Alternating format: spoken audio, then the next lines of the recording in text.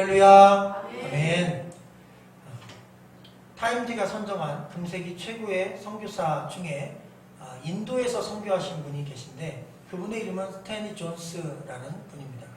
그런데 이 스탠리 존스와 가장 절친이었던 친구 레스라고 하는 사람이 있는데 이 두 사람의 이야기는 우리 기독교인들에게 많이 회자되기도 합니다. 17살 때 스탠리 존스는 그 생애 처음으로 주님을 인격적으로 만나는 시간을 가졌습니다. 부흥회에 참석하여 말씀을 듣는 순간 하나님께서 자기에게 부르시고 또 예수 그리스도가 자기를 위해 죽으셨다는 그 확신이 믿음을 통해 그에게 들어왔습니다. 그리고 그의 인생은 바뀌었습니다.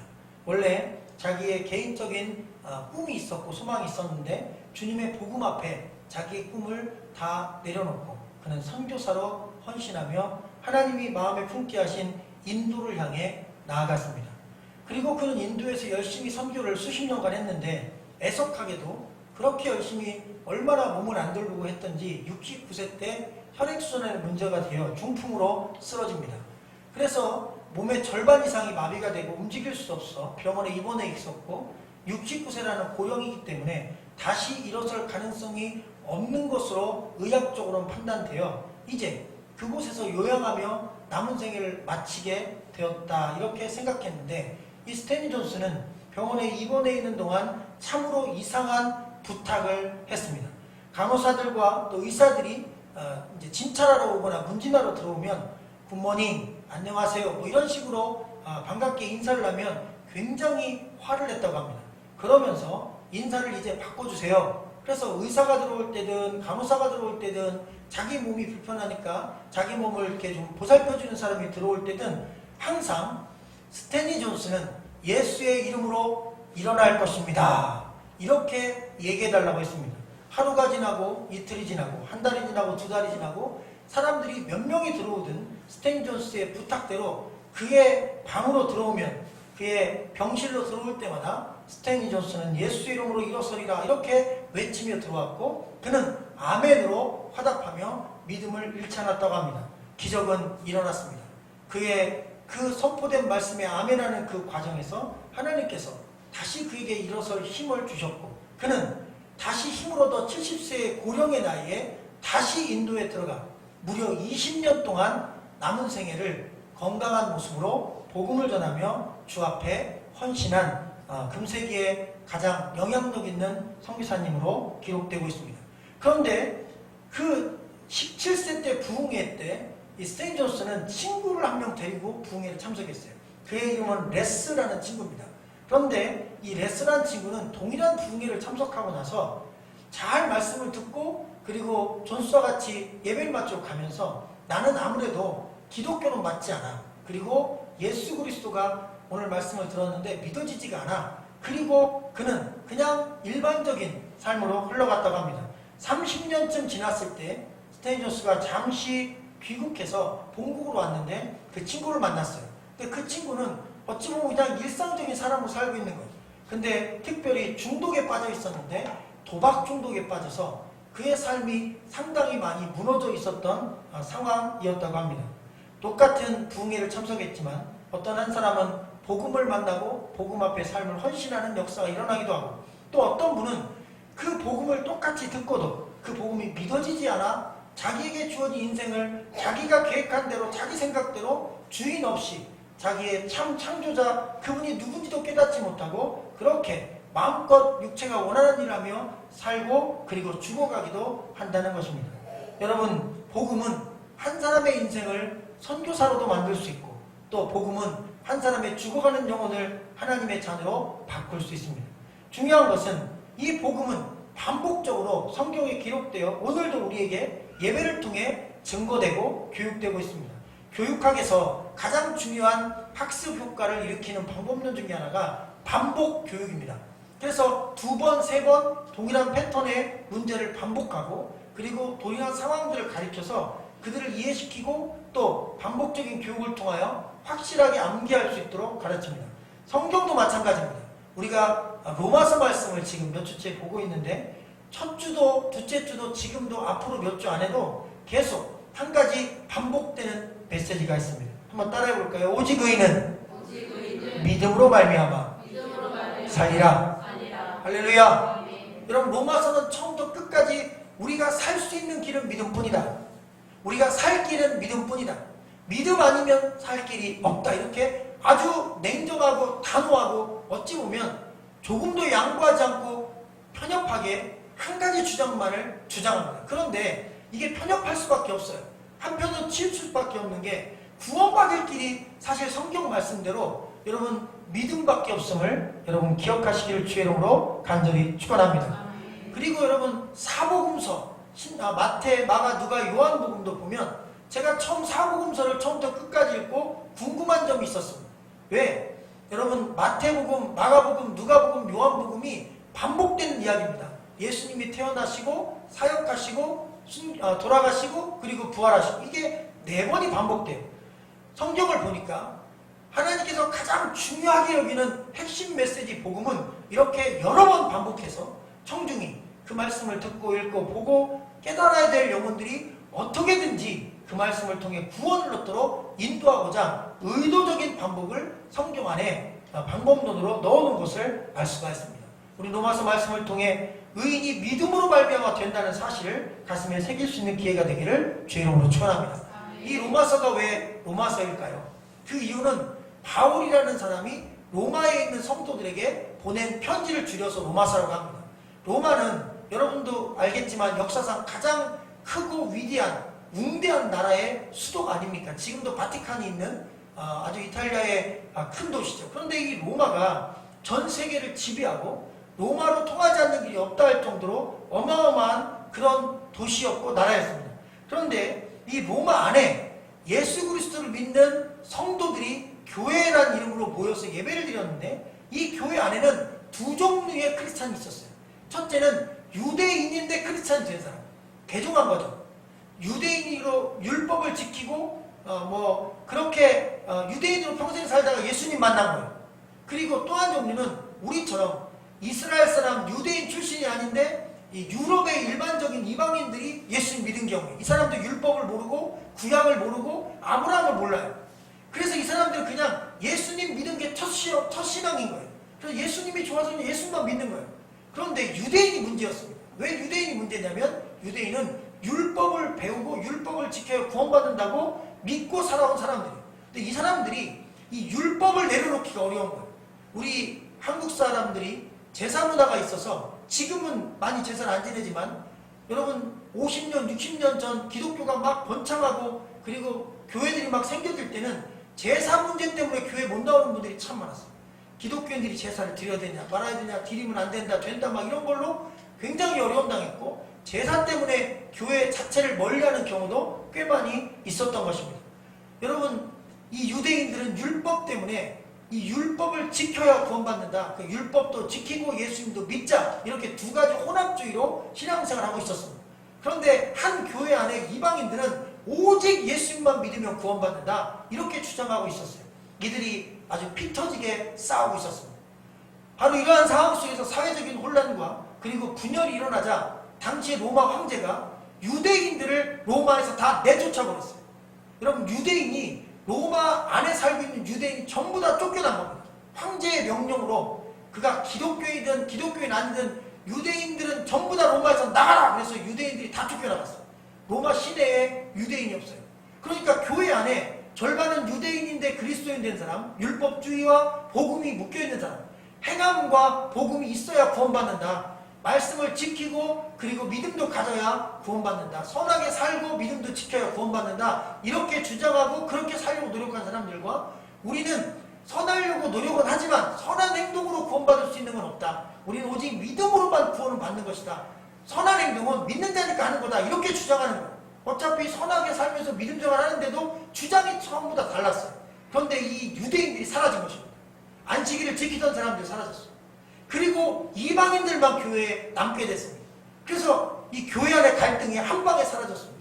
그런데 그 명령을 내린 황제가 황제의 자리에서 물러나고 조금 더 개방적인 황제가 로마의 황제가 되었습니다. 그리고 그 황제는 유대인들 왜 못 들어오겠느냐? 유대인들이 마음껏 다시 복귀할 수 있도록 제도적으로 열어라 그래서 유대인이 다시 로마에 들어오기 시작한 겁니다. 그것은 장사를 하거나 취업할 수 있도록 길을 열어준 거예요. 유대인의 취업의 문을 열고 또 이주할 수 있도록 영주권을 허락해줬습니다. 당연히 로마에 들어오면 돈 벌 게 많거든요. 도시가 크니까.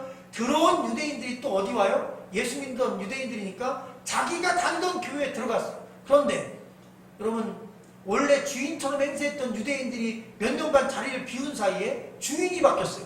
이방인 그리스도인들이 자기들이 원래 섬겼던 교회에 전부 다 터줏대감들이 돼 있고 자기들은 또 이방인처럼 대함을 받는 거예요. 또 싸움이 나기 시작했습니다. 또 다툼이 나기 시작했어요. 예수 그리스도의 사랑 안에서 모두가 화목해도 시원찮을 판에 믿는 자들끼리 율법이냐 행위냐 믿음이냐 이 문제로 또 싸우고 다투고, 어떻게 다투냐면 율법을 지키면서 예수님을 믿는 사람들은 율법도 모르는 자들은 구원이 없다 이렇게 주장하고, 또 예수님만 온전히 믿으면서 은혜로 구원을 얻었다 주장하는 사람들은 너희가 어찌 율법을 지키는 행위를 자랑삼아 구원받을 수 있느냐 비판하고 서로 막 공격하며 싸우기 시작합니다. 자, 이 소식을 누가 들었냐면 로마에 머물지 못하고 복음 전도 여행을 하고 있었던 이 바울의 소식을 전해 들은 거예요. 바로 이 시점에 유대인들이 다시 복귀했고, 복귀한 유대인들과 터줏대감 노릇한 이방인들이 로마 교회에서 막 다투고 막 피 흘리는 싸움을 하고 있을 때 이 소식을 듣고 가슴 찢어지게 생각했던 이 바울이, 그 교회를 개척한 바울이 로마를 향해 펜을 듭니다. 기도하며 붓을 듭니다. 그리고 그 글을 써서 로마에 보냅니다. 그것은 훗날 로마서라고 하는 성경으로 우리가 편집되어 이렇게 읽고 그리고 그 말씀을 묵상하게 되는 것입니다. 근데 여기서 한결같이 주장하는 것, 여러분 어찌 보면 이 유대적 크리스찬들, 율법도 지키고 믿음도 있어야 구원받는다 주장한 사람들을 정면으로 이 사람들을 설득하는 말씀을 한 거예요. 그런데 저는 말씀을 보면서 역시 공부한 게 헛것 아니구나. 이 바울이 굉장히 놀라운 방법으로 유대인들을 한 방에 설득해버립니다. 유대인들이 꼼짝 못하는 인물 2명 있어요. 여러분, 사람은 아무리 설명해도 잘 이해를 못하는데, 야, 네 아버지 봐라, 네 아버지. 너 네 아버지처럼 될래? 이러면 둘 중에 하나, 아버지가 잘 됐으면 그게 복된 말씀이고, 아버지가 음주감으로 무너졌으면 너도 그렇게 살면 네 아버지처럼 망해, 이 소리거든요. 그러니까 너 아버지 봐, 아버지. 정신 차려. 이렇게 하면 여러분, 아버지 때문에 그럼 나 이렇게 살면 안 되겠구나, 아니면 아버지처럼 살아야지, 이 둘 중에 하나를 갖게 되는 것입니다. 그 아버지와 같이, 아니 아버지보다 훨씬 더 무게감 있게 생각하는 사람이 아브라함이고 다윗입니다. 오늘 우리가 읽은 이 말씀에는 우리가 아브라함 장면까지 읽었지만 뒷부분에 보면 다윗까지 예를 들어가며 구체적인 인물을 통해 왜 율법으로 구원받지 않고 왜 율법이 아닌 믿음으로 구원받는지, 하나님이 믿는 자를 의롭게 여기는지 확실하게 알려줍니다. 여러분, 이 율법은 성경 말씀 구약에 보면 여러분 창세기, 출애굽기, 레위기, 민수기, 신명기 이렇게 쭉 율법서가 나가는데, 여러분 창세기 이후에 출애굽기, 레위기, 민수기 뒤로 나가면 모세라는 인물이 나왔을 때 하나님이 모세를 통해서 율법을 줍니다. 이스라엘 사람들, 유대인들은 이 모세가 받은 그 율법의 말씀을 목숨처럼 지킨 거예요. 그럼 여러분, 아브라함은 창세기 시대의 사람입니다. 창세기 12장에 아브라함의 이름이 나오는데 바로 그 창세기 때는 율법이 있었어요, 없었어요? 없었습니다. 그런데 그 창세기 12장과 15장 예를 들며 이스라엘 백성들에게, 유대적 그리스도인들에게 뭐라고 주장하냐면, 얘들아 잘 봐라, 너희가 그렇게 신앙의 조상이요, 또 너희가 천국 가면 그분의 품에 있다, 아브라함의 품에서 우리가 쉬리라, 그렇게 인정하는 구원받은 아브라함이 율법 이전에 구원받았다. 그러니까 생각해보니까 그게 맞아.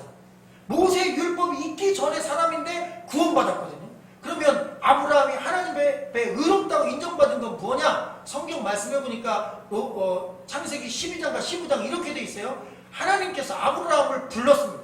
여러분, 아브라함은 원래 갈대아 우루 지방 사람이었어요. 근데 이 갈대아 우루는 이 근대 시대, 고대 시대의 지명이기 때문에 우리가 잘 와닿잖아요. 오늘날 지명으로는 이라크의 바그다드입니다. 우리가 지명으로 이해하면 훨씬 더 빠르죠. 이라크의 바그다드가 갈대아 우루입니다. 바로 이라크 바그다드의 그 주변 어딘가에 살았어요. 근데 그때 당시에도 이 바그다드가 상당히 부유하게 사는 도시였습니다. 그 도시에서도 아주 부자가 아브라함 집이었어요. 아브라함 집은 부자였습니다.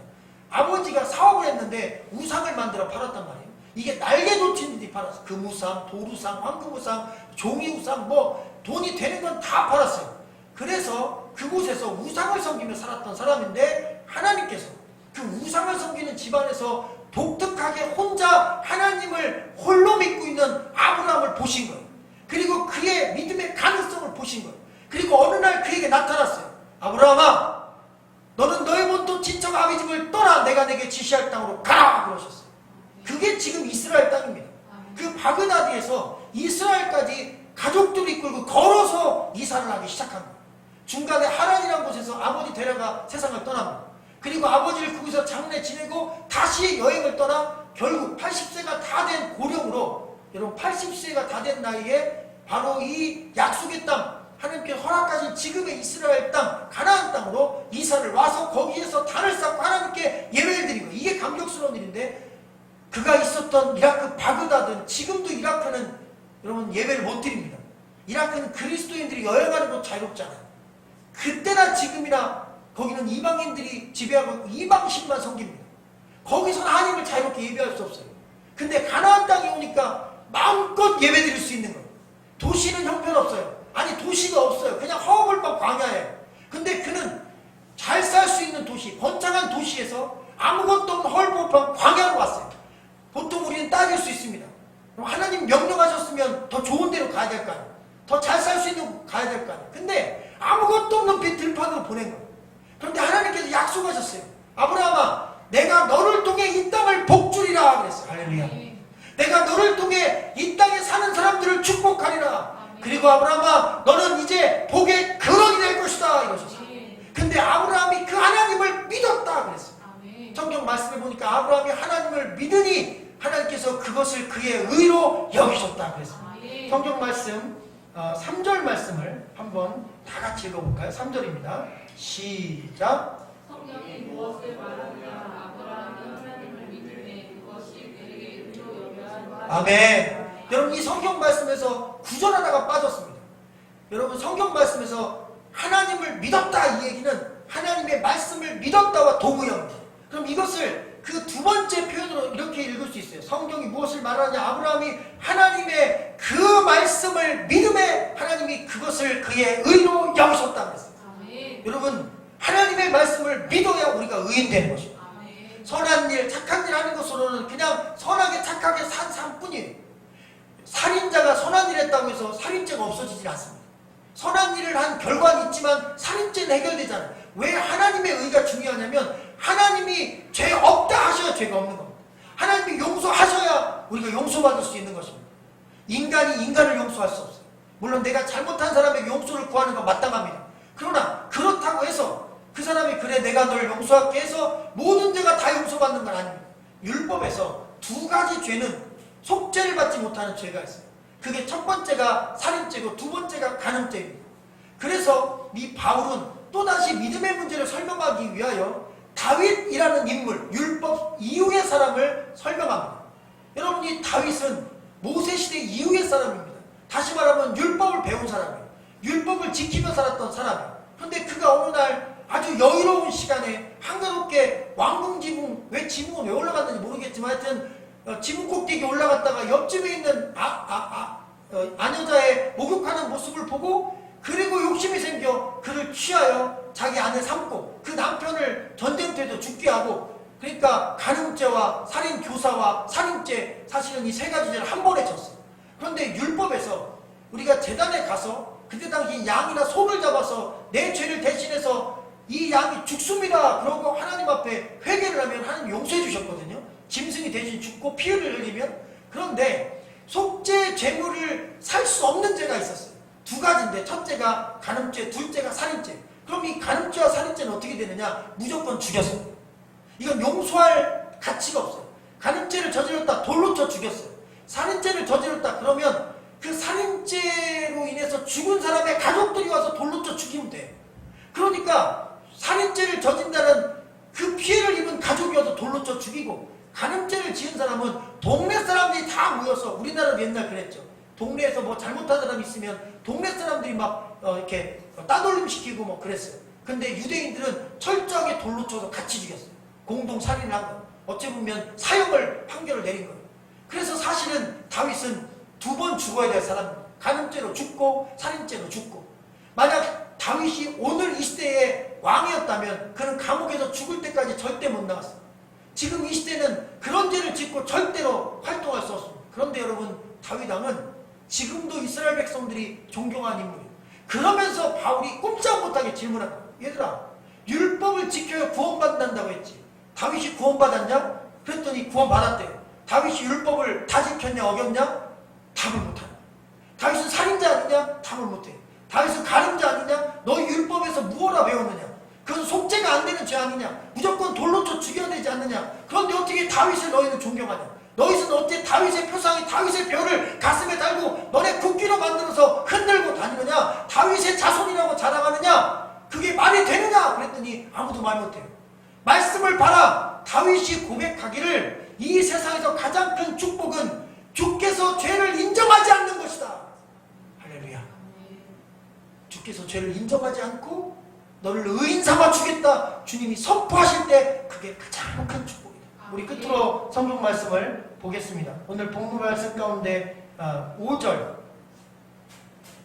말씀 한번 읽어볼까요? 시작. 이를 아니할 자고 경건하지 아니한 자를 거듭하지 않은 일을 믿는 자에게는 이를 첫 번째 복은 일을 하지 아무것도 한 일이 없는데 경건하지 않은 자를 그냥 믿음을 보고 의롭다 하시는 것.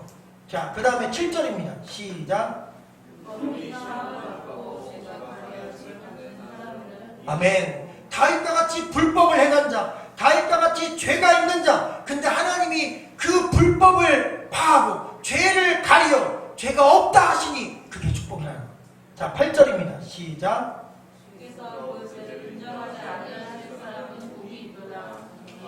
아멘. 할렐루야. 아멘. 주께서 죄가 없다 인정하시고 너는 의롭다 인정하시고 조건은 오직 하나, 진실하게 그분을 믿는 믿음을 보시고 그렇게 하십니다. 그랬더니 사람들이 공격합니다. 그럼 기독교는 마음으로만 믿으면 되는 거예요? 여러분, 믿음의 가치를 몰라서 그래요. 여러분, 마음으로 하나님을 믿고 그 말씀을 믿는다는 건 하나님과 내가 인격적인 관계를 형성한다는 것입니다. 진심과 진심으로 만나는 거예요. 그러면 하나님을 진심으로 그렇게 믿고 그 말씀을 의지하는 사람이 의도적으로 사람을 죽이거나 막 계획적으로 뭔가 악한 일을 막 일삼으며 살 수 있어요? 없어요? 못하는 겁니다. 실수를 할 수 있어요. 그런데 계획적으로 악한 일을 도모하는 건 불가능합니다.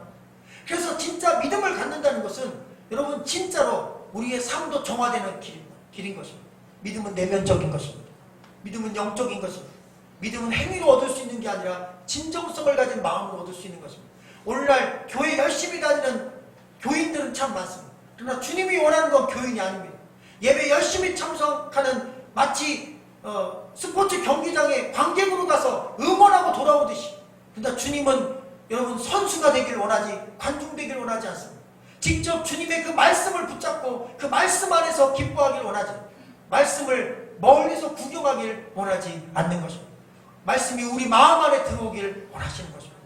진정성입니다. 마음입니다. 중심입니다. 바로 그것으로 말씀을 맞이하는 것입니다. 오직 의인은 진정성 있는 믿음으로 말미암아 구원을 얻는 것이다. 우리는 연약합니다. 우리는 죄인이 맞습니다. 우리는 구원의 가능성이 없는 존재입니다. 다윗을 욕할 만한 그런 담력도 우리에게 없습니다. 우리도 수많은 실수와 우리도 수많은 잘못이 찾아보면 눈덩이같이 많습니다. 그럼에도 불구하고 그 불법이 가리워지고 그 죄가 가리워지고 주께서 우리를 죄 없다 인정하시니 우리는 주님의 은혜로 의로움으로 나가는 것입니다. 오직 의인은 그 믿음으로 말미암아 의롭다 인정하십니다. 에베소 말씀대로 하나님께서 우리에게 주신 가장 위대한 선물은 하나님의 은혜요 그리고 믿음으로 허락하시는 구원의 축복임을 기억하시고 마음과 중심을 다해 믿음으로 살아가는 여러분 되시기를 주님의 이름으로 간절히 축원합니다. 기도드리겠습니다.